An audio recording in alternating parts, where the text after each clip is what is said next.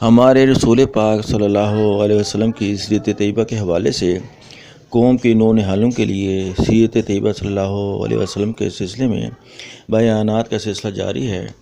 آج جس عنوان پہ بیان جاری کیا جائے گا اس کا نام ہے حج اکبر 9 ہجری۔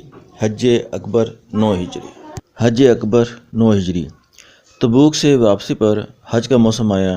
رسول پاک صلی اللہ علیہ وسلم نے 300 مسلمانوں کا ایک قافلہ حج کے لیے مکہ روانہ فرمایا۔ حضرت ابوبکر صدیق رضی اللہ تعالیٰ عنہ کو آپ صلی اللہ علیہ وسلم نے اس قافلے کا امیر مقرر فرمایا، اور کچھ دوسرے ضروری کام حضرت علی رضی اللہ تعالیٰ عنہ، حضرت سعد رضی اللہ تعالیٰ عنہ بن ابی وقاص، حضرت جابر بن عبداللہ رضی اللہ تعالیٰ عنہ اور حضرت ابو ہریرہ رضی اللہ تعالیٰ عنہ کے سپرد کیے۔ حضرت ابوبکر صدیق رضی اللہ تعالیٰ عنہ نے لوگوں کو حج کے صحیح طریقے بتائے اور سکھائے، اور سب نے انہی طریقوں کے مطابق حج ادا کیا۔ قربانی کے دن حضرت ابوبکر صدیق رضی اللہ تعالیٰ عنہ نے کھڑے ہو کر خطبہ پڑھا۔ ان کے بعد حضرت علی رضی اللہ تعالیٰ عنہ کھڑے ہوئے اور سورہ برات کی 40 آیتیں پڑھیں، جن میں کافروں سے ہر قسم کا تعلق توڑنے کا حکم دیا گیا ہے۔ پھر اعلان کیا کہ آئندہ کوئی کافر خانہ کعبہ میں داخل نہیں ہو سکے گا اور نہ کوئی ننگا ہو کر حج کر سکے گا۔ قرآن پاک میں اس حج کو حج اکبر یعنی بڑا حج کہا گیا ہے، کیونکہ صدیوں کے بعد یہ حج اسی طرح ادا کیا گیا جس طرح حضرت ابراہیم علیہ السلام ادا کیا کرتے تھے۔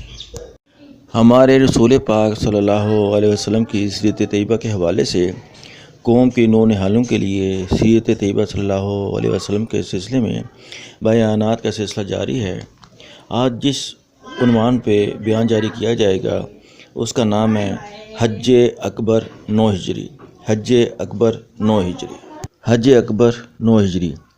تبوک سے واپسی پر حج کا موسم آیا۔ رسول پاک صلی اللہ علیہ وسلم نے 300 مسلمانوں کا ایک قافلہ حج کے لیے مکہ روانہ فرمایا۔ حضرت ابوبکر صدیق رضی اللہ تعالیٰ عنہ کو آپ صلی اللہ علیہ وسلم نے اس قافلے کا امیر مقرر فرمایا، اور کچھ دوسرے ضروری کام حضرت علی رضی اللہ تعالیٰ عنہ، حضرت سعد رضی اللہ تعالیٰ عنہ بن ابی وقاص، حضرت جابر بن عبداللہ رضی اللہ تعالیٰ عنہ اور حضرت ابو ہریرہ رضی اللہ تعالیٰ عنہ کے سپرد کیے۔ حضرت ابوبکر صدیق رضی اللہ تعالیٰ عنہ نے لوگوں کو حج کے صحیح طریقے بتائے اور سکھائے، اور سب نے انہی طریقوں کے مطابق حج ادا کیا۔ قربانی کے دن حضرت ابوبکر صدیق رضی اللہ تعالیٰ عنہ نے کھڑے ہو کر خطبہ پڑھا۔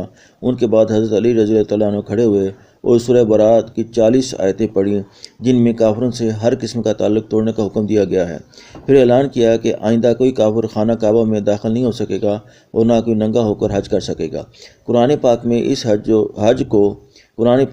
حج کو حج اکبر یعنی بڑا حج کہا گیا ہے، کیونکہ صدیوں کے بعد یہ حج اسی طرح ادا کیا گیا جس طرح حضرت ابراہیم علیہ السلام ادا کیا کرتے تھے۔